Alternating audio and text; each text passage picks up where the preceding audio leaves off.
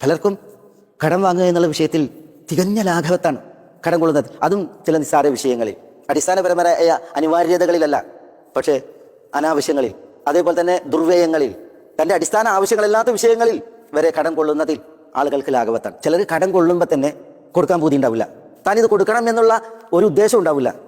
നമ്മളിവിടെ കേട്ടു ഒരു തിരുമൊഴി, എത്ര ഗൗരവമാണത്. മൻ അഖദ അംവാലന്നാസ് യുരീദു അദാഅഹു അദ്ദല്ലാഹു അൻ വമൻ അഖദഹ യുരീദു ഇത്ലാഫഹ അത്ലഫഹുല്ലാ എന്നല്ലേ. ജനങ്ങളുടെ സ്വത്ത് കൊള്ളുമ്പോൾ അത് കൊടുത്തു വീട്ടണം എന്നുള്ള ഉദ്ദേശമുണ്ട് എങ്കിൽ അവനെ തൊട്ട് അത് അള്ളാഹു കൊടുത്തു വീട്ടുന്നതാണ്. അത് കൊടുക്കാനുള്ള അവസരവും അത് കൊടുക്കാനുള്ള സാഹചര്യങ്ങളും അള്ളാഹു സുബ്ഹാനഹു വ തആല സൃഷ്ടിക്കും. അതാണ് മൻ അഖദ അംവാലന്നാസ് യുരീദു അദാഅഹ. കൊടുക്കാൻ ഉദ്ദേശമുണ്ടോ, കൊടുക്കാനുള്ള അവസരങ്ങൾ അള്ളാഹു സുബ്ഹാനഹു വ തആല കനിയും. വമൻ യുരീദു ഇത്ലാഫഹ, കൊടുക്കുമ്പോൾ ഇത് നശിപ്പിക്കാനും തുലക്കാനും കൊടുക്കാൻ ഉള്ള ഉദ്ദേശത്തിലല്ല, പിന്നെയോ അത് ഹനിക്കാനും അത് നശിപ്പിക്കാനാണ് ഉദ്ദേശമെങ്കിൽ അത്ലഫഹുല്ലാ എന്നാണ്.